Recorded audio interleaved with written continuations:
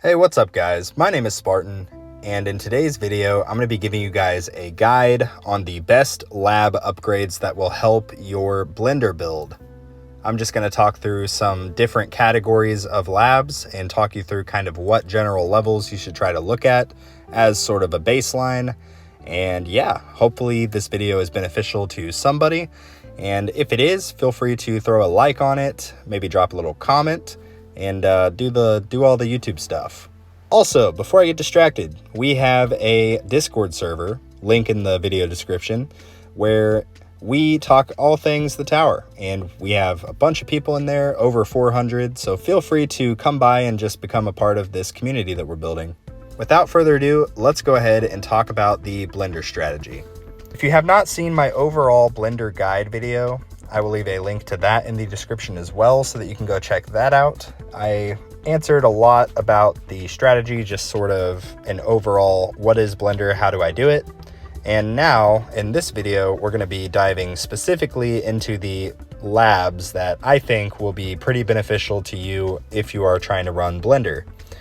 And Blender is a strategy that works pretty much at any phase of the game, but I'm just going to be referring to the lab upgrades in this video, assuming that you're relatively new to the game, so that we can kind of talk about, like I mentioned, what kind of good baseline levels we want.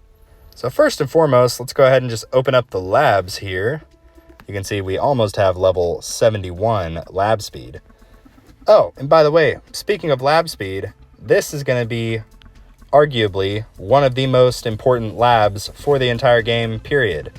Because there are so many different other upgrades in this game, and lab speed will heavily influence how quickly you are able to kind of get through some of these labs. So to put it into perspective, I started this game back in July of 2024, and I honestly neglected my lab speed lab quite a bit, but I have since then decided to perma max it because it is so critical. I'm very quickly discovering that as I'm trying to upgrade my chrono field duration. But yeah, so lab speed is the first lab early on in the game that you're going to really want to focus on. So let's go ahead here and just briefly kind of look through some of these labs. So one lab that is going to be pretty important is going to be your attack speed lab. So attack speed has 99 levels and is very good for pretty much every strategy in the game, minus Orb Devo. Attack speed doesn't really matter for that. But what attack speed does is obviously increases the speed that your projectiles come out. So it is increasing your damage per second, and basically the whole strategy of Blender revolves around what? Shooting enemies and using knockbacks to push them into your workshop orbs. That is the whole name of the game. So having as high attack speed as possible will be to your benefit. I would say a decent kind of baseline starting stat to try to get this lab to would be anywhere from like 15 to 20. That would be a good starting point, but this is definitely one of those labs that you're not going to want to neglect as well. It will help you across pretty much all points of the game. And the next labs that we're going to talk about are all pertaining to what we call EHP, which I believe is effective hit points. This encompasses several different things, such as health, health regen, defense, defense absolute, life steal, health regen, wall regen, anything that basically influences your health bar. So first and foremost, you're going to want to make sure you have a decent amount of health in the lab. This will just help you as well as in the workshop, but you need enough survivability to really push further in the waves and try to maximize your runs. I think a good healthy baseline for this lab in particular is around 15 starting out. I think if you got it up to 15 or 20, you'd be probably chilling for a little while, especially if you are like earlier on. The next lab that we're going to talk about, and this is going to be most critical for tier 1 in particular, and that is going to be defense absolute. I think what you want to try to do with defense absolute is get it up to around level 10 as sort of a baseline. And obviously when you just start this game and you're running the turtle build, which I'm going to make a video on later, but the turtle build heavily utilizes two things, thorns and defense absolute. So you definitely need defense absolute leveled up in the workshop, and the lab helps. So That will carry you through tier 1 until you're able to try tier 2, tier 3, and so on. Like I mentioned, a good kind of baseline to get this lab to is anywhere from like 10 to 15. Similar to the health, I mean, you could push it up to 20 if you wanted, but it doesn't really become as useful post tier 1. So just kind of keep that in mind. It's still useful by all means, but tier 1 is where it will be absolutely necessary, I guess is the best way to put it. The next lab that we're going to talk about is actually the defense percentage lab. So this guy right here. And mine is currently level 23. I have not done any more levels in this for the sake of, really, I've been told through people that are much smarter than me that the general goal with this lab is to try to get it to around level 23. And the reason for that is because if you have the defense percent lab at level 23 with max standard perk bonus, and you get the defense percentage perks, all 5 of them, plus an ancestral module effect on your armor module, that will allow you to basically max out your defense percentage during the run. If you can get it up to 23 as a longer term goal, absolutely great. I think a good baseline for this one in particular is about 15. And the next lab that's going to be very, very important for Blender in particularly is actually going to be your Orb Speed lab. So this obviously, as you can read, tells you that it affects the speed of the orbs circulating your tower. And this is only talking about the workshop orbs, not the extra orbs card. So keep that in mind. But this is a very, very important lab. You can see how fast my orbs are currently spinning. Pretty much nothing can get through, and it's great, and we love it. Ideally, at some point later on, you would love to max this out because it will, again, just help you throughout pretty much the entirety of the game. But a good baseline to get this to would be level 10. And kind of piggybacking off of the Orb Speed, the next one that is going to be pretty helpful is going to be Orb Boss Hit. Obviously, I need to work on this, but the Orb Boss Hit actually allows orbs to damage the bosses, and it's pretty good. I've discovered upon reaching Legends League that I definitely need to try to get this a little bit higher because bosses basically nuke you. So, but this is a good lab to kind of get a few levels in. Even if you just have like 2 or 3 levels, it would be great. But you can see the price tag for leveling this up is quite expensive. So for this one, I'm just going to say it's pretty much optional. It's helpful if you can afford it, but this is by no means like mandatory for the Blender build. And the very last one pertaining to kind of EHP related stuff is going to be health regen. A good baseline for health regen would be anywhere from like 10 to 15, similar to what we talked about with Defense Absolute. But unlike Defense Absolute, you will use health regen throughout the entirety of this game. So eventually, like once you try to get wall unlocked and things like that, you're going to want to get this quite a bit higher. But I think 10 through 15 level-wise would be a pretty much good baseline to sort of get you started.